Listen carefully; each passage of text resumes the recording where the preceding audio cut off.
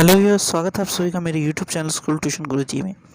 आज हम बात करेंगे वर्कशीट 5 की, जो कि 9 अक्टूबर के लिए जारी की गई है। ये कक्षा 8 की सामाजिक विज्ञान की वर्कशीट है।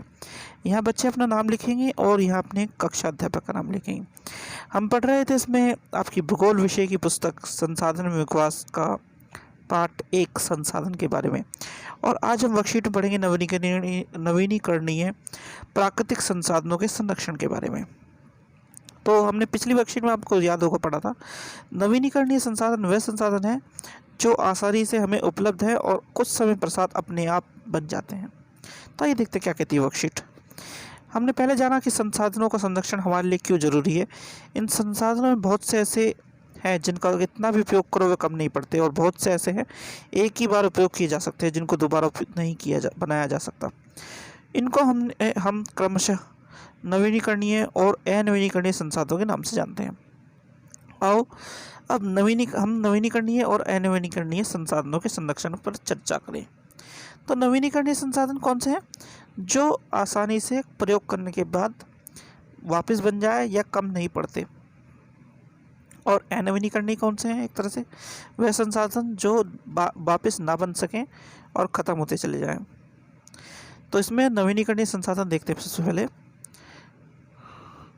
वह संसाधन जो शीघ्रता से नवीनीकृत अथवा पुनः पूर्व अवस्था में हो जाते हैं, लेकिन फिर भी कुछ नवीनीकरणीय संसाधन जैसे जल, मृदा, वायु और वन का लापरवाही से उपयोग करना उनके भंडारण को प्रभावित कर सकता है।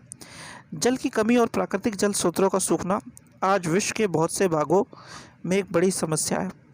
उसी प्रकार भूमि की खुदाई और जंगलों की लगातार कटाई से प्राकृतिक आपदाओं का बार बार दस्तक देना मानव जीवन के लिए बहुत बड़ी परेशानी खड़ी कर सकता है।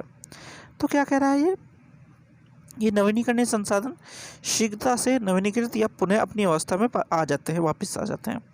कुछ नवीनीकरणीय संसाधन कौन से हैं? जल, मृदा, वायु और वन। लेकिन हम क्या कर रहे हैं, उसका काफ़ी गलत तरीके से इस्तेमाल कर रहे हैं, और या फिर उनका अत्यधिक इस्तेमाल कर रहे हैं, जिसकी वजह से क्या हुआ, जिसकी वजह से प्रकृति में उनका जो बैलेंस है वो बिगड़ता जा रहा है। जैसे प्रकृति में जल के स्रोतों का हमने लगातार उल्टा सीधा इस्तेमाल किया तो आज सूखे जैसी स्थिति हो गई। भूमि की खुदाई कर जंगलों की कटाई कर दी तो क्या हुआ, वायु और मृदा दोनों को नुकसान हुआ, और प्राकृतिक आपदाएं आने शुरू हो गई। ठीक है ना। तो ये क्या है, हमें नवीनीकरणीय संसाधनों के साथ भी सामंजस्य बैठा करके चलना चाहिए। चलो आगे देखते क्या कहता है ये। आगे कहता है, आओ पता लगाएं और सूची बनाएं। अगर धरती पर पीने योग्य जल कम हो जाए तो इसका आपके जीवन पर क्या प्रभाव पड़ेगा। तो इसका सबसे पहले हमारे जीवन पर यह प्रभाव पड़ेगा कि मनुष्य का शरीर 70% तक, मनुष्य के वजन के 70% तक पानी से बना होता है। तो ऐसी स्थिति में अगर जल कम हो जाए धरती पर तो मनुष्य का शरीर जीने योग्य नहीं रह पाएगा, क्योंकि 70% तक उसका शरीर पानी से बना हुआ है। और पानी की कमी के कारण आपको पता होगा, जब किसी व्यक्ति को डायरिया या उल्टी दस्त इस तरह की बीमारी हो जाती है जिसमें उसके शरीर का पानी निचुड़ जाता है, तो उसकी मृत्यु हो जाती है। तो ऐसी स्थिति में धरती पर जीवन नहीं रह पाएगा। ठीक है बच्चों। अगला प्रश्न है, अगर धरती पर जंगल समाप्त होते चले जाएंगे तो क्या होगा। अगर धरती पर जंगल समाप्त होते चले जाएंगे तो हमें स्वच्छ वायु नहीं मिलेगी, पहली चीज़। ठीक है। प्राकृतिक आपदाएं जैसे कि सुनामी हुआ, भूकंप हुआ, इस तरह की आपदाएं बढ़ती चली जाएंगी। ठीक है बच्चों। चलो तो आगे देखते क्या करता है।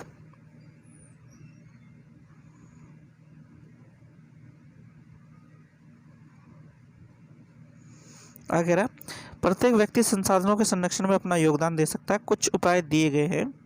इसके अतिरिक्त आप अपनी समझ से सोचकर लिखें कि आप किस तरह अपना योगदान दे सकते हैं।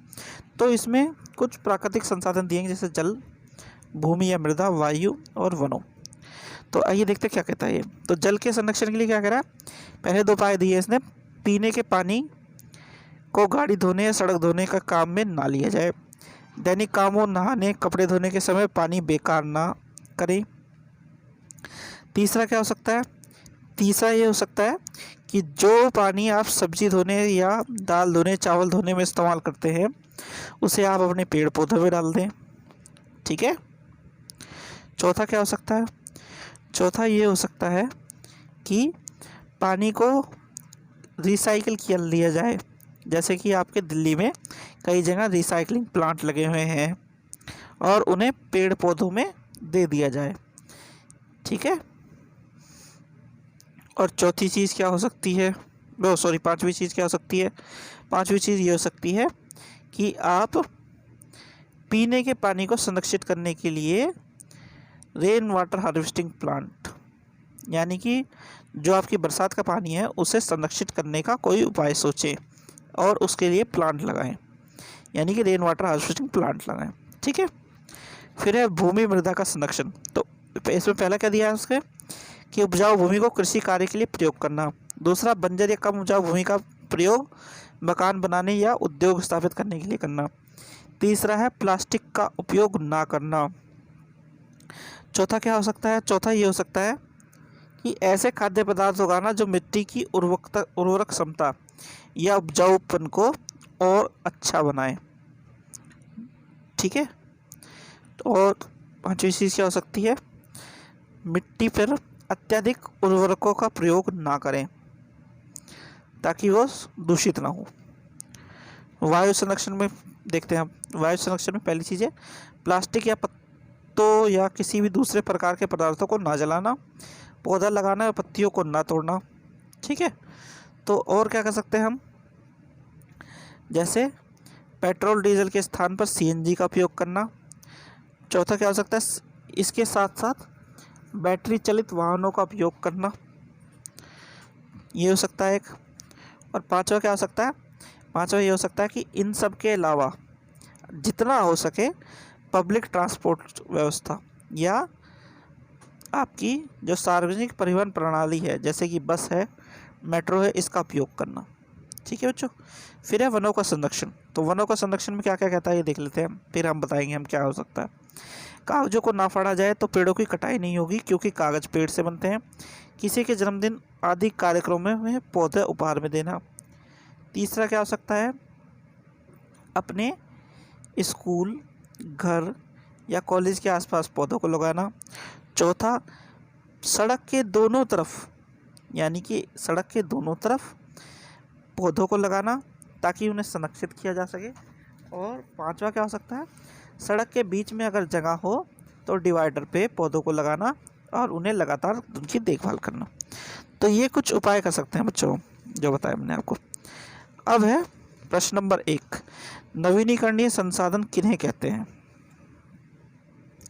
तो नवीनीकरणीय संसाधन कौन से होते हैं? वह संसाधन जो शीघ्रता से नवीनीकृत अथवा पुनः पूर्व अवस्था में हो जाते हैं वो क्या कहलाते हैं? नवीनीकरणीय संसाधन कहलाते हैं।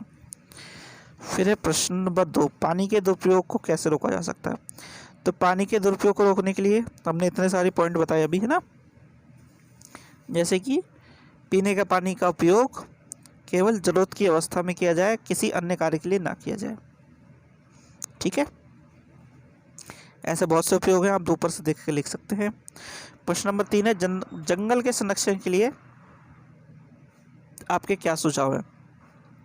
तो जंगल के संरक्षण के लिए हम क्या कर सकते हैं? जंगल के संरक्षण के लिए हम जैसे वाइल्ड लाइफ प्रोटेक्शन एक्ट पास किया हुआ है, उसमें जंगल एवं जंगली जानवरों को संरक्षित किया जाता है, उसी प्रकार से कोई और एक्ट बनाया जाए या कानून बनाया जाए जिससे जंगल संरक्षित हो और पेड़ों को काटने से बचा जाए। दूसरी चीज़ क्या कर सकते हैं? पेड़ों को काटने से बचा जाए ताकि जंगल खत्म ना हो। फिर है भविष्य के लिए संसाधनों का संरक्षण क्यों जरूरी है? भविष्य के लिए संसाधनों का संरक्षण इसलिए जरूरी है क्योंकि अगर हम संसाधनों का संरक्षण नहीं करेंगे तो समय समय पर प्राकृतिक आपदाएं आती रहेंगी और वो हमारे वातावरण को और प्रकृति को नुकसान पहुंचाती रहेंगी, जिससे मनुष्य जीवन खतरे में पड़ सकता है। ठीक है बच्चों, तो ये तो आपकी वर्कशीट होगी कंप्लीट। आशा करता हूँ आपको वीडियो अच्छी लगी होगी। अगर वीडियो अच्छी लगी हो तो चैनल को सब्सक्राइब करें, वीडियो को लाइक करें, शेयर करें। Thank you.